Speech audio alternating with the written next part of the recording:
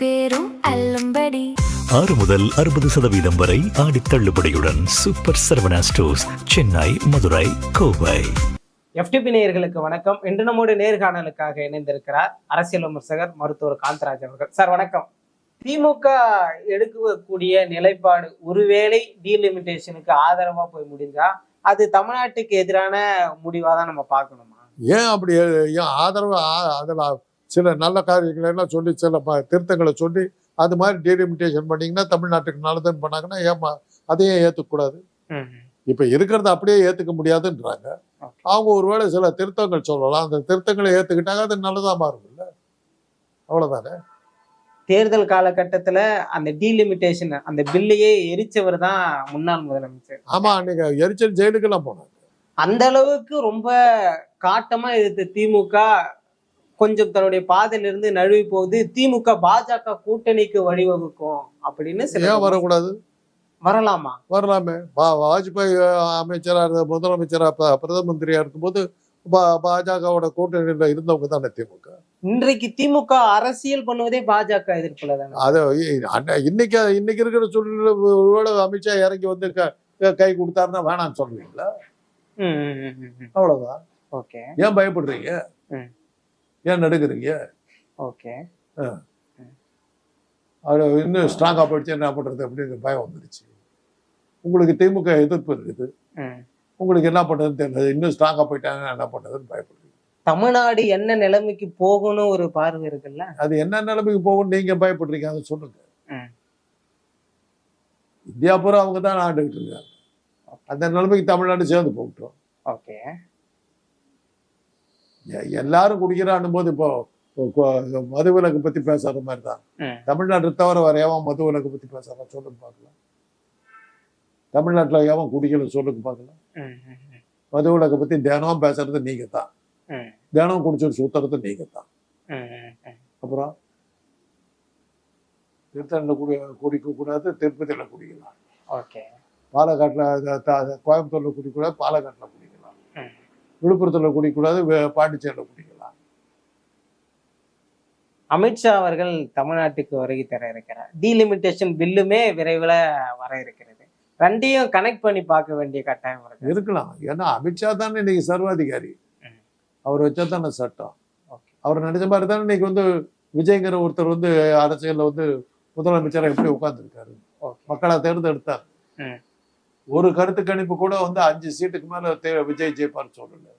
அவர் ஆட்சிக்கா வந்தாருன்னா எப்படி வந்தாரு அவருக்கே தெரியாது எப்படி வந்தார். அமித்ஷா முடிவு எடுத்தாரு, ஞானேஷ்குமார் செஞ்சு கொடுத்தாரு, அவ்வளவுதான். ஓட்டு போட்டா வந்தா வர்றாங்க. ஆனா எலெக்ஷனுக்கு கொஞ்சம் நடக்குதுன்னாக்கா அந்த சமயத்துல அமித்ஷா வருவார், வந்து சில வேலைகளை செஞ்சுட்டு போவார், ரிசல்ட் அவருக்கு வேணுங்கிற மாதிரி வரும். ஓகே. அமித்ஷா அவர்கள் பக்கம் திமுக நகர்வது, பாஜகவோடு திமுக போவது இனி விஜயை வீழ்த்த முடியாது என்கின்ற பார்வையை கொடுக்காதான். விஜய் எழுந்திருச்சிருந்தாருங்க வீழ்த்தறதுக்கு. அவர் என்னவா இருக்காரு? அவர் வீழ்த்தறதுக்கு தமிழ்நாட்டின் முதன்மை சக்தி, அவ்வளவுதான். அந்த போஸ்ட் வச்சுட்டு என்ன பண்ணிட்டு இருக்காரு? கேள்வி கூட இனிமே பதில் சொல்ல மாட்டாருன்னு நேற்று சொல்லிட்டாங்க. அப்புறம் என்னத்துக்கு முதலமைச்சர் வந்து என்ன பண்ண போறாரு? என்ன ஐடியாவில் இருக்காரு முதலமைச்சரா? சட்டமன்றத்திலையும் பதில் சொல்ல மாட்டாரா, கேள்விகளுக்கு பதில் சொல்ல மாட்டாராம், பத்திரிகையாரையும் பார்க்க மாட்டாராம். அப்புறம் அவர் என்ன முதலமைச்சர்? பிள்ளைங்க சொந்த பிள்ளைங்கள அரசாங்க பிள்ளைங்கள போகிறதுக்கும், அரசாங்க வீட்டில் வாடகை கொடுத்து அரசாங்கம் வாடகை கொடுக்குற வீட்டில் குடியிருக்கிறதுக்கும் அரசாங்க பெட்ரோலை செலவு பண்ணிட்டு ஜாலியாக சுற்றுறது தவிர அவருக்கு முதலமைச்சராக என்ன செய்யறாரு சொல்லுங்க. ஓகே. தமிழ்நாட்டு நலனை காக்குறதுல, மாநில உரிமைகளை மீட்டெடுக்கிறதுல எப்பவுமே சமரசம் பண்ணிக்க மாட்டேன்றதுல உறுதியா இருக்கிறாரு. யாரு? விஜய் தான். அவர் சொன்னார் உங்ககிட்ட தொடர்ந்து அவருடைய பேச்சுகள் அதெல்லாம் அப்படித்தானே இருக்கு. என்ன பேசினார் சொல்லுங்க. ஊழல் இல்லாத ஒரு திமுக ஆட்சி, ஆனா அது தாவேக்கா, அப்படிதானே புரிஞ்சுக்க. அவரு ஒரு பதவி ஒண்ணு போட்டார், டெல்லி பிரதிநிதி பதவி. அதுக்கு யார போட்டாரு? தமிழ்நாட்டையே சேராத ஒரு ஆந்திரக்காரன், தன்னை வச்சு படம் எடுத்த படம் முதலாளி. அது ஊழல் இல்லையா? முதல் போஸ்டிங்கே ஊழல்ல தான் ஆரம்பிச்சாரு. ஊழல் திமுக ஊழலை ஒழிப்பேன்னு சொன்னார், என்னுடைய ஊழலை ஒழிப்பேன்னு அவர் சொல்லுது. அதான் அதுக்கு முன்னாடி அவர் ஒன்றும் அரசியல் இல்லையே. அது இப்ப வந்த உடனே ஃபர்ஸ்ட் போஸ்டிங் அது தெரிஞ்சு போச்சு இல்லை. அவருடைய நண்பர்களுக்கு எல்லாத்துக்கும் பதவி கொடுத்தாச்சு. வாயை மூடிட்டு உட்காந்துருப்பீங்களா? பேச்சே வராது. தமிழ்நாட்டுக்கான தாவேகாவின் முதல் பட்ஜெட் ஆனது போடப்பட்டிருக்கிறது, எப்படி பாக்குறீங்க? அதுல என்ன இருக்குதுன்னு சொல்லுங்க, பாக்குறதுக்கு சொல்லலாம். என்ன விஷயம் இருக்குது பட்ஜெட்ல? கவர்ச்சியான எந்த அறிவிப்புகளும் இருக்காது. ஆனா தமிழ்நாட்டை முன்னேற்றி என்ன அறிவிப்பு இருந்து சொல்லுங்க. கவர்ச்சியான அதெல்லாம் விமர்சனம் எல்லாம் வச்சாரு. என்ன அறிவிப்பு இருந்து அது எதை வந்து ஆதரிச்சு நீங்க பேசுறீங்க சொல்லுங்க. சொல்லுங்க, என்ன புதுசா சொல்லி இருக்காரு? மாமன் சீருங்கிறத அண்ணன் சேர்ந்து மாட்டிருக்காரு. அவ்வளவுதான். விவசாயிகளுக்கு ஒண்ணும் கிடையாது. வட்டியும் காணும், வரியும் காணும், வட்டியும் காணும், ஒன்னையும் காணும். வருமானத்துக்கு என்ன வழி பண்ணிருக்கான்னு தெரியல. தொழிற்சாலைகளை பத்தி அறிவிப்புகள் எதுவும் இல்லை. என்ன இருக்கு பட்ஜெட்? ஒவ்வொரு பட்ஜெட்டும் வர்றதுக்கு முன்னாடி ஊடகங்கள் பூரா சொல்லும், இந்த பட்ஜெட் இதெல்லாம் எதிர்பார்க்கலாம் அப்படின்னு சொல்லி ஒவ்வொரு பட்ஜெட்டுக்கும் சொல்லுவாங்க. இந்த பட்ஜெட்டை பத்தி ஒருத்தர் பேசலையே. படிச்சு முடிச்ச பிறகு கூட யாருக்கும் விமர்சனம் பண்ண தெரியலையே. என்ன ஒண்ணும் இல்லை, எம்டி. அடுத்த பட்ஜெட்ல இரண்டாவது பட்ஜெட் தான் எப்பவுமே கட்சிகளுடைய நிலைப்பாடு எப்படி போகுது பார்க்கலாம். ஒரு ஸ்டேச்சரை காட்டும். நீங்க அவருக்கு ஆதரவா பேசுறீங்க. ஒருவேளை உங்க ஆதரவு இல்ல சார், அதான் நீங்க 3 மாத காலத்துல அவருக்கு ஓட்டு கொடுக்குறீங்க. அது நடக்குதான் பார்ப்போம். நிதியமைச்சர் சொல்றாரு, ஒரு 3 துறையை பார்க்கும் போதே பல குளறுபடிகள் இருக்கு, அதையெல்லாம் சரி பண்றதுக்கே நமக்கு தேவை இருக்கு. இது வழக்கமா எல்லாரும் சொல்றது. அடுத்த கட்சி ஆட்சிக்கு வந்தாக்க அவன் பண்ணதான் தப்பு, அவன் பண்ணதான் தப்பு. அப்புறம் என்னத்துக்கு இன்னும் உட்கார வச்சோம், இது சொல்றதுக்கு உட்கார வச்சோம். பதிலே சொல்ல மாட்டார். அவர் உட்காந்து பேசுறாரு, நான் இருக்கிறேன், அவர் இருக்கிறார், அவர் இருக்காரு. அதுக்கு முதலமைச்சர் எதுக்கு வந்து பதில் சொல்லணும்? அப்புறம் என்னத்துக்கு முதலமைச்சரா இருக்குது? கேள்வி கூட பதில் சொல்லாம, பத்திரிகைக்காரர் கூட பார்க்காம, அசம்பிளியில கூட பேச மாட்டேன்றாக்கா நீ என்ன முதலமைச்சர்? அசம்பிளியில பேசின பேச்சு பார்க்கலையா? பார்த்தமே, தேடினார். யாரை தேடுறாருன்னு அப்புறம் தான் கேட்டாங்க. பல கேள்விகள் வந்த அப்புறம் தான் பயமுட்டு போயிட்டார். கொத்து பரோட்டா, வீச்சு பரோட்டா, கசாப் கடை, சால்னா, பாயா, இதெல்லாம் தான் பேசிக்கிட்டு இருந்தாரு. ஒரே ஒரு சைகையிலேயே எல்லாரையும் வந்து இது பண்றாரு, அதெல்லாம் எப்படி பாக்குறது? அப்படியே அதை ரசிக்கிற கூட்டம் வந்து கொண்டு ஒரு செட்டு வந்துட்டீங்க நீங்க. உங்க தகுதிக்கு தகுந்த மாதிரி தான் தலைவர் இருப்பான். அதுக்கு என்ன பண்ண இல்ல சார், அன்னைக்கு எங்களுக்கு அண்ணா மாதிரி தலைவர் இருந்தாங்க. இன்னைக்கு உங்களுக்கு விஜய் மாதிரி தலைவர்கள் இருக்காங்க. உங்க லெவல் அந்த மாதிரி, நாங்க என்ன பண்ண முடியும்? தொடர்ந்து விமர்சனம், ஒண்ணும் தெரியல, தற்கூரி, முட்டாள் கூட்டம் இப்படின்னு வச்சுட்டு வந்தவங்க மத்தியில ஒரு தலைவனா உருவெடுத்து முதலமைச்சரா வந்து உங்க அப்பாவை காணும்ன்றது எல்லாரும் ரசிக்கிறாங்க. அதான் சொல்றேன், உங்க ரசனைக்கு தகுந்த மாதிரி. உங்களுக்கு சாதத்துல வந்து கொஞ்சம் மலத்தையும் சேர்த்து கொடுத்தா சாப்பிடுற உங்ககிட்ட நம்ம என்ன பண்ண முடியும்? இந்த பட்ஜெட்டுல முன்னாடி ஒரு விஷயம் வந்தது, கிட்டத்தட்ட ஆட்சிக்கு வந்த 3 மாதத்துக்குள்ளே 20,000 கோடி ரூபாய் கடன் தாவேக அரசு பெற்றிருக்கிறது. அதுல 14,000 கோடி ரூபாய் வட்டியா மட்டும் கட்டியிருக்காங்க அப்படி சொல்றாங்க. இது ரெண்டையும் எப்படி சார் புரிஞ்சுக்க? அதை நான் தப்பு சொல்லணும். கடன் கொடுக்கறது, கடன் வாங்குறது. இப்ப நான் வந்து உங்ககிட்ட ஒரு 100 ரூபா கட்டணம் கொடுத்துருவீங்களா? எனக்கு திருப்பி எப்படிடா கொடுப்பேன்னு கேட்க மாட்டீங்க. திருப்பி கொடுக்குற சக்தி இருந்தால் தான் கடன் கொடுப்பீங்க. கடன் வாங்குறீங்கன்னாவே உங்களுக்கு கடனை திருப்பி கொடுக்குற சக்தி இருக்குதுன்னு அர்த்தம். கூட பெரிய தொகை உங்களுக்கு கடனா கிடைச்சது திமுக ஆட்சியில கிடைச்சது. திமுக வளர்த்தி விட்ட தமிழ்நாடு, அந்த தமிழ்நாட்டை பார்த்து தான் அவங்க கடன் கொடுத்துருக்காங்க. ஆனா இது இவங்க கிளைம் பண்றதுக்கு அதுல ஒண்ணுமே இல்லை. கடன் கிடைக்குதுங்கிறதே ஒரு பெரிய தகுதி. மேகதாது அணை விவகாரம் பேசுபொருளா இருந்தது. அதை பத்தின விவாதம் எல்லாம் தொடர்ந்து நடைபெற்றது. அதற்கு அடுத்ததாக உதயநிதி அவர்கள் வந்து இந்த குறுவை சாகுபடிக்கான அந்த பென்ஷனை கேட்கிறாரு. அதுக்கு முதலமைச்சர் அவர்கள் வந்து சொல்றாரு, முன்ன பின்ன நியூஸ் பேப்பர் படிச்சிருந்தா தானே இதை பத்தி எல்லாம் தெரியும் அப்படின்னு கேட்கிறாரு. யார் தன்னை சொல்லிக்கிட்டாரோ? உதயநிதியை பார்த்து. உதயநிதி முதல்ல இவரை படிக்க சொல்லுங்க நியூஸ் பேப்பர். குறுவை சாகுபடி எதுக்காக கேட்டாங்க? குறுவை சாகுபடி நடந்தா தான் கொடுப்பேன்றதெல்லாம் உண்டா என்னங்கிறதுல முதல்ல அவருக்கு தெரியும். முதல்ல குறுவை சாகுபடினா என்னன்னு அவருக்கு தெரியுமான்னு கேட்டுப்பாங்க. அதுக்கப்புறம் மொத்தம் ஓகே. ஒவ்வொரு ஆண்டும் வந்து ஜூன் மாசம் 12ஆம் தேதி ஸ்டாலின் அவர்கள் வந்து மேட்டூர் அணையை வந்து திறப்பாரு. இந்த ஆண்டு அது விஜய் அவர்களுக்கு அந்த வாய்ப்பு கிடைக்கல. இது எப்படி பாக்குறீங்க? அது தண்ணி வந்துருச்சுங்க. அவங்க திறந்து விடுறதுக்கு முன்னாடி ஒகேனக்கல்லாம் ரொம்ப வழிய ஆரம்பிச்சிருச்சு. அது காவிரியை மாத்திரம் நீங்க தடுத்து நிறுத்தவே முடியாது. பங்காரப்பா சொன்னார் அந்த காலத்துல, நான் ஏற்கனவே சொல்லியிருக்கேன், காவிரி தண்ணி நிரம்பி வழிஞ்சால் ஒளி தண்ணி தமிழ்நாட்டுக்கு கொடுக்க மாட்டேன்னு சாயந்தரம் 5 மணிக்கு சொல்றாரு கர்நாடகா முதலமைச்சர் பங்காரப்பா. 6 மணிக்கு உலகம் காணாத மழை மாண்டியாவெல்லாம் உள்ள போயிடுச்சு. தண்ணி திறக்காதங்கிறான் இந்த ஆளு பங்காரப்பா, தமிழ்நாட்டுக்கு விடாதங்கிறான். விடலைன்னா மாண்டியா கிண்டியா எல்லாம் மைசூர்லாம் உள்ள போயிடுன்ட்டாங்க. அப்புறம் தான் திறந்து விட்டாரு. தண்ணி வச்சுக்கிட்டு வந்துருச்சு. அதே தான் சிவகுமார் இந்த கர்நாடகாவுக்கு வராதேன்னு விஜய்கிட்ட சொன்னார். அன்னைக்கு ராத்திரியே மழை, கபினி ரொம்பி போச்சு, வழியுது, திறந்து விட்டாச்சு. ஒகேனக்கல் ரொம்பி வழிஞ்சிக்கிட்டு வருது, ஏறிக்கிட்டே போகுது தண்ணி. காவிரி மாத்திரம் புகுந்த வீட்டுக்கு அது என்னைக்குமே துரோகம் பண்ணதில்லை. ஆனால் காவிரி மேகதாதுல அணை கட்டுறதுங்கிறது அது காலாகாலம் நடந்துக்கிட்டே தான் இருக்கும். காவிரி தண்ணி இருக்கிறவர்களும் மேகதாது அணை கட்டுறேன்னு பேச்சுக்கிட்டு தான் இருப்பாங்க. இது இன்னைக்கு நேரத்தில் காலாகாலமாக நடந்துக்கிட்டு தான் இருக்கும். அது என்னைக்குமே தீராது. இந்த மேகதாது அணை விவகாரத்துல விஜய் அவர்கள் கர்நாடகா செல்ல முற்பட்டாரு. நான் அசிங்கப்பட்டா கூட பரவாயில்ல, அதையும் தாங்கி கொள்ள தயாரா இருந்தேன் அப்படின்னு சொல்லியிருக்கிறாரு. அதை எப்படி பாக்குறீங்க? இதுல என்ன அசிங்கப்படுறதுக்கு என்ன? ஒருவேளை அங்கு சரிவரை அதுக்கு அப்படி அசிங்கப்பட்டா விட்டுருவோமா? நம்ம தமிழ்நாட்டு முதலமைச்சர் அசிங்கப்படுத்தினா விட்டுருவோமா? மக்கள் மேல நம்பிக்கை இல்லை அவருக்கு. நான் என்ன அசிங்கப்படுத்துவாங்க, நான் தாங்கிக்கிறேங்கிறாரு. மக்கள் யாரும் காப்பாற்ற மாட்டாங்கன்னு நினைக்கிறாரு. தமிழ்நாட்டு மக்கள் தன்னை கை விட்டுருவாங்கன்னு நினைக்கிறார். அதுதான் காரணம். அப்படி விடமாட்டார். நம்ம முதலமைச்சர் அது மாதிரி பேசுறதுக்கு நம்ம விட.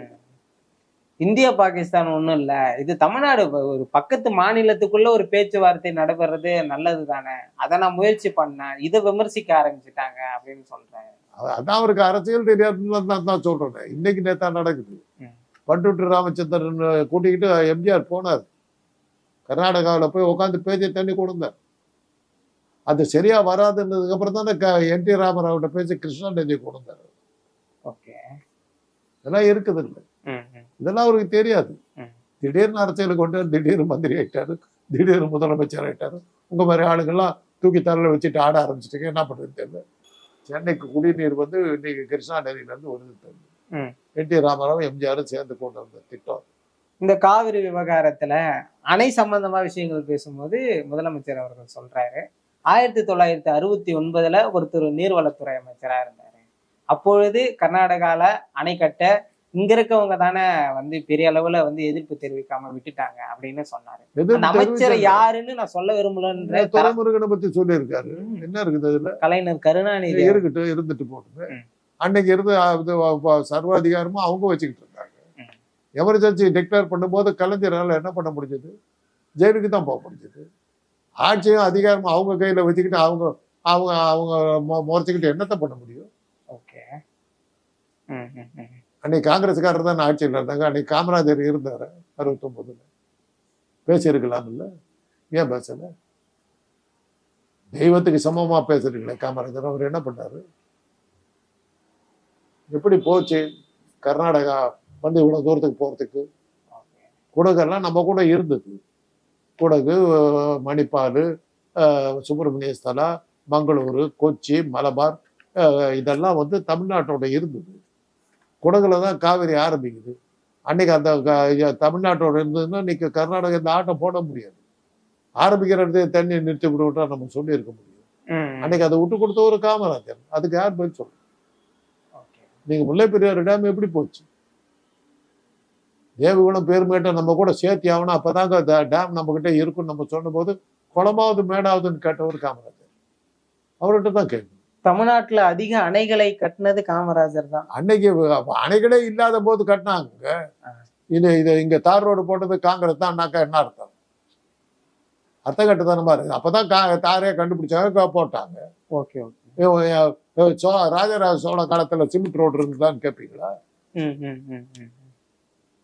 உங்களுக்கு தான் புத்தி வேணும், எங்களை கேட்காதீங்க. இருந்து செய்யாம இருந்தா தப்பு. இல்லாத போது அதை எப்படி கொண்டு வர முடியும்? அன்னைக்கு நதிகள்லாம் ஃப்ரீயா ஓடிக்கிட்டது, டேமே கிடையாது. கல்லணையை கட்டவும் தமிழன். அதுதான் முதல் அணை உலகத்திலேயே. பிரமிட்ல இருக்குதுங்க தமிழன் பேரு. அவனுக்கு தெரியாம இருந்திருக்குமா? அது சும்மா பொத்தாம் பொதுவில் ஏதோ வாயில வந்தாலும் பேச வேண்டியது. உதயநிதி அவர்கள் வந்து இந்த மேகதாது விவகாரத்துல அனைத்து கட்சி கூட்டத்தை நடத்தியே ஆகணும்னு சொல்றாரு. ஆனா அதுக்கு கொஞ்சம் கூட தாவேக்கா இசைவு தெரிவிக்க மாட்டாங்க. அதுல என்ன பிரயோஜனம் எனக்கும் தெரியல. அனைத்து கட்சியில எந்த கட்சி வந்து அது மேகதாது கட்டணும்னு சொல்லுங்க பார்க்கலாம். எல்லாருமே எதிர்த்துக்கிட்டு தான் இருக்காங்க. இதுக்கு என்னத்துக்கு ஒரு கூட்டத்தை ஒன்று போடணும் தேவையில்லாம. எல்லாருமே எதுக்குறாங்கன்னு சொல்லிட்டு இப்போ தீர்மானத்தை போட்டு போக வேண்டியதானே. இன்னைக்கு நேற்று சட்டமன்றத்துல ஏகமானதா தீர்மானம் நிறைவேற்றிச்சு. ஓகே, அவ்வளவுதான். கட்சியை தாண்டி பல விஷயங்கள் வந்து அனைத்து கட்சி கூட்டத்துல பேசப்படலாம். விவசாயிகள் உள்ள வந்து பேசலாம் இல்லையா, அவர்களுடைய குரல். எல்லாருமே சொல்லிக்கிட்டு இருக்காங்க. விவசாயிகள் சொல்றது காதல் உள்ளி அவர் காது கேட்காத.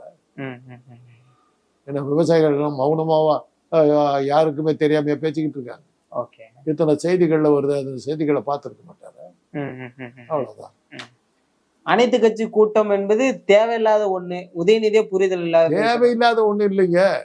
அத திருப்பி திருப்பி போடுறதுல என்ன லாபங்கிறது தான் கேள்வி. ஓகே, அவ்வளவுதான் கேள்வி. சும்மா ஏன் புருஷன் கச்சேரிக்கு போனாலும் ஒரு அனைத்து கட்சி கூட்டத்தை நடத்த என்ன. உதயநிதி அவர்கள் வந்து நடுவர் மன்றம் வேணும் மேகதாதுக்கு அப்படின்னு கேட்கிறாரு.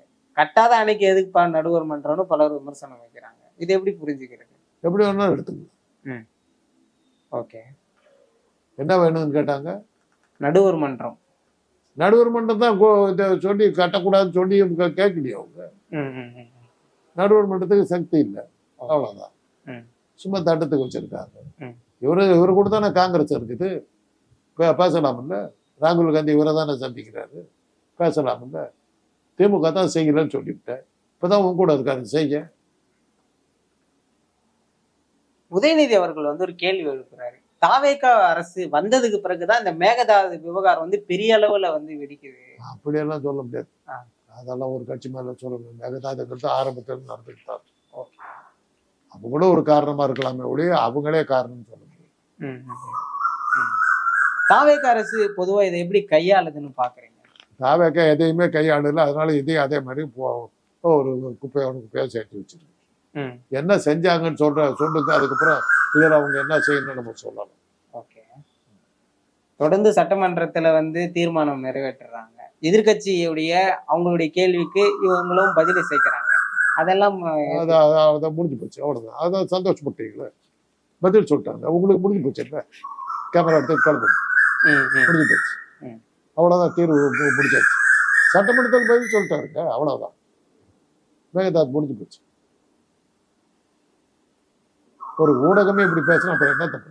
இல்ல சார், கேள்வி உங்ககிட்ட வைக்கிறேன். அதை எப்படி பாக்குறீங்கன்னு நான் கேட்கிறேன். வெறும் பேச்சினால என்ன பண்ண முடியும்? நம்மளால செய்ய முடியாதுங்க. சில விஷயங்கள்லாம் வந்து நதிகள்லாம் வந்து பல பிரச்சனைகளை உருவாக்கக்கூடிய விஷயம். பல மாநிலங்களுக்கு மத்தியில் ஓடியாடுறதை வந்து நம்ம வந்து தடுக்கவே முடியாது. இப்போ வந்து பிரம்மபுத்திரா நதியில வந்து சைனா வந்து அணை கட்டிக்கிட்டே வருது. அசாமெல்லாம் பஞ்சத்தில் அடிப்படை போகுது. அது எப்படி தடுப்பீங்க? அவங்கள ஒன்றும் கேட்க முடியுது. சிந்து நதியில தண்ணி விட மாட்டேங்குது பாகிஸ்தான். அது எப்படி கேட்பீங்க? அதனால்தான் வைரமுத்து எழுதியிருக்காரு, தண்ணீர் தேசம்னு ஒரு நாவல் எழுதியிருக்காரு. 3வது உலக யுத்தம் வந்ததுன்னா அது தண்ணீர் பங்கீட்டில் வர்றதான் இருக்கும். இதுக்கெல்லாம் ஒரே தீர்வு வந்து நதிநீர் பங்கீடுறத வந்து மத்திய அரசு தன்னுடைய இதில் கட்டுப்பாட்டை எடுத்துக்கணும். கல்வியை எடுத்துக்கிட்ட மாதிரி எடுத்துக்கிட்டுச்சுன்னா எந்த மாநிலத்துக்கு எவ்வளோ தண்ணி வேணுமோ அதை அவங்க விடுவாங்க. ஒவ்வொரு மாநிலத்துக்கும் அந்த உரிமையை கொடுத்தீங்கன்னா அந்த மாநிலம் இப்படித்தான் பண்ணும். அதை எடுக்கிறதுக்கு ஒரே வழி, நிறுத்தத்துக்கு ஒரே வழி நதிநீர் பங்கீட்டை வந்து ஒன்றிய அரசு எடுத்துக்கிட்டு அதில் ஓரளவுக்கு தீர்வு கிடைக்கிறதுக்கு வாய்ப்பு. திமுக மாதிரி தாவேக்கா பாஜகவை கையாளல, பல விஷயங்களை எதிர்க்கல அப்படின்னு சொல்றாங்க. எதிர்க்க வேண்டிய கட்டாயம் இருக்கா சார்? இல்ல இல்லைன்றீங்களா? இல்ல இருக்கா அப்படின்னு கேக்குறேன். சில இடங்கள்ல தெரியாம இருக்கீங்களா? எதிர்க்க வேண்டிய அவசியமே உண்மை இல்லையா? திமுக பாஜக கூட்டணியே வரலாம்னு சொல்றீங்க. ஆமா, தாவேக்கா எதிர்க்க வேண்டிய கூட்டணியா சேர்ந்து அவங்களை சரிப்படுத்தலாம் இல்ல? அடங்காத பொண்டாட்டி அடிச்சு உதச்சு பொண்டாட்டிய அடங்காத பொண்ணை வந்து கல்யாணம் பண்ணிட்டாங்க, உதச்சு சரிப்படுத்தலாம் இல்ல? அது மாதிரி கூட போலாம். ஓகே, தாவேக்காவில் வந்து தொடர்ந்து இந்த கைது நடவடிக்கைகள் வந்து பரவலா பார்க்கப்படுது. அது எல்லா எதிர்கட்சியும் பண்றதுதான். கேள்விக்கு பதில் சொல்ல தெரியலன்னு கைது பண்ண வேண்டியதானே, வேற என்ன பண்ணுறது? அவர் தான் அசம்பிளிலேயே பதில் சொல்ல மாட்டாருன்னு அவங்க மந்திரி சொல்லிட்டாரு. அப்புறம் என்ன? அப்புறம் அவர்கிட்ட போய் தர்ம சங்கடமான கேள்வி எல்லாம் கேட்டாக்க அவர் கைது தான் பண்ணுவார். என்ன பண்ணுவார்? பதில் தெரியல, கைது பண்ணிவிட்டார். உதயநிதி அவர்களுடைய கைதை எப்படி பாக்க? ஆமா, அவருடைய கைதை எப்படி பாக்க? அதை தான் சொல்றேன். அவருக்கு உதயநிதி ஏதோ கேட்டாரு, இது பதில் சொல்ல தெரியல, கைது பண்ணிவிட்டாரு. சென்னையில பேசுனதுக்கு ஏங்க தஞ்சாவூர் போலீஸ் என்னத்துக்கு கூப்பிடுறீங்க? விசாரிக்கிறதுக்கு தான் நாங்க கூப்பிட்டோமே ஓடி அப்படின்னாக்கா அது சென்னையில விசாரிக்கலாம்.